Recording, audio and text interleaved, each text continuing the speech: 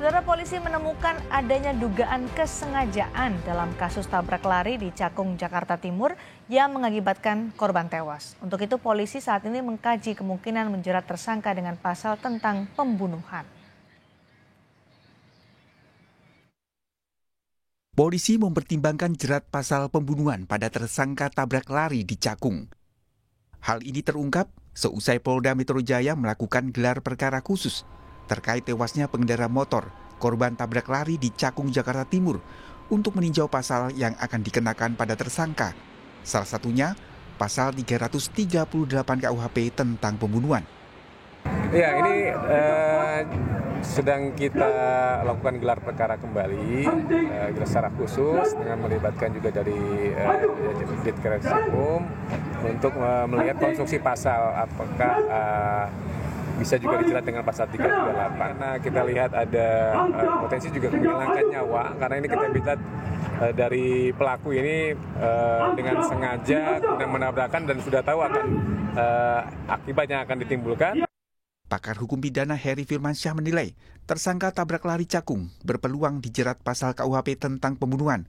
Heri menyebut dugaan adanya unsur kesengajaan harus didalami lanjut oleh polisi. Kemungkinan besar si pengendara mobil tersebut dapat dikenai Undang-Undang Lalu Lintas Angkutan Jalan, tepatnya di pasal 311 ayat 5 yang mengatakan memakan seseorang dengan ancaman pidana selama kurang lebih 12 tahun, dan juga ada kemungkinan dibuka peluang untuk misalnya dikenakan dengan undang-undang KUHP berkaitan dengan pasal pembunuhan pasal 338 KUHP. Tapi tentu ini harus didalami lebih lanjut oleh pihak kepolisian dengan hati-hati dan profesional. Polisi menetapkan pelaku tabrak lari di Cakung, Jakarta Timur menjadi tersangka yang diduga dipicu cekcok di jalan raya. Rabu pagi, pelaku dan korban berkendara dari Bekasi menuju arah Jakarta.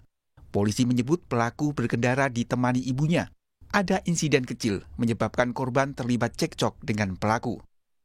Setelah cekcok, menurut keterangan pelaku kepada polisi, korban merusak kaca spion kanan mobil pelaku dan kabur. Pelaku pun mengejar korban hingga di dekat gerbang tol. Di dekat gerbang tol itulah pelaku menabrak korban dan melarikan diri. Pelaku akhirnya menyerahkan diri ke polisi setelah diminta oleh ibunya. Kasus kini ditangani Polda Metro Jaya. Psikolog forensik Reza Indragiri menyebut kasus tabrak lari ini adalah bentuk amarah di jalan raya. Menurut Reza, pelaku akan memanfaatkan apa saja untuk melampiaskan kemarahan di jalan. Inilah ya barangkali yang bisa disebut sebagai road rage. Bagaimana seseorang kemudian mengekspresikan amarahnya, kejengkelannya, kekesalannya, sakit hatinya, atau perasaan-perasaan negatif lain di jalan raya. Kepada siapa? Ya barangkali kepada pihak manapun itu yang dianggap sudah memprovokasi dia. Dengan narasi sedemikian rupa, maka tidak tertutup kemungkinan bahwa orang-orang yang melakukan tindakan road rage sedemikian rupa nantinya di persidangan akan membela diri dengan istilahnya adalah defense of provocation, alias pembelaan diri dengan menyatakan ke majelis hakim bahwa yang saya lakukan ini merupakan akibat, merupakan buah dari provokasi pihak lain. Keluarga korban meminta polisi menghukum pelaku dengan hukuman berat karena diduga ada unsur kesengajaan. Tim Liputan, Kompas TV.